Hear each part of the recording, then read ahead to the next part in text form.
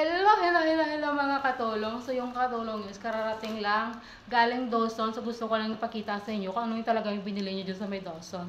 So kalong-kalong ko to yung sampayan na to. Sa 3 kilometrong nilakad ko. So mga more than 30 minutes na lakad ko. Galing dun sa Dawson pabalik, pauwi. Yung papunta doon, hindi ko na yung binilang. So yung pabalik lang is mga more than 30 minutes na siya, mga 40 minutes, gano'n. Sa ating kalong-kalong ko talaga ito mga katulong. Sampayan kasi, natutusan kasi ako ng amo ko na bumili ng sampayan kasi need talaga namin. So ito, as in talaga, magaan lang siya. Ang problema ng bus, malaki lang siya. Yun lang, malaki lang siya, pero magaan siya. Mabigat pa nga yung drinks na binili ko eh.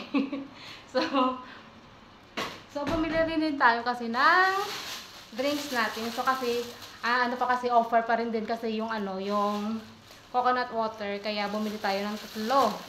Tapos, of course, kapag bumili tayo ng drinks, mayroong pagkain. Alangan na makaroon walang pagkain, di ba? Pang dinner natin kasi hindi na tayo nagluto. So ito, meron tayong chikwe, yung parang rice cake siya. Tapos may chili sauce. So, hindi ko alam ano yung tawag doon sa yung parang brown doon sa may top na yun. Hindi ko alam, nakalimutan ko na. Tapos nasi lemak. So fish lang siya na may rice. Oh. At saka may egg. So yun lang.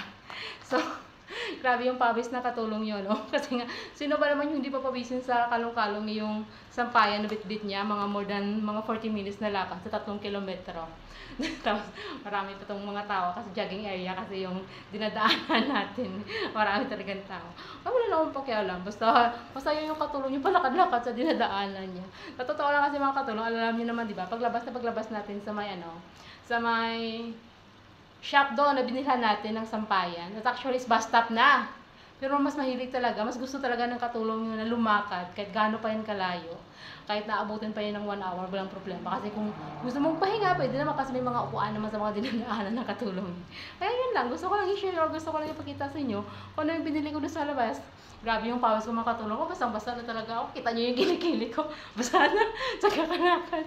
Hanggang dito na lang mga katulong ha. So kakain muna tayo kasi nga as in talaga. Hindi pa naman, sa totoo lang, hindi pa tayo nakapag-lunch. Kumain lang ako ng biscuit nung lunch kanina.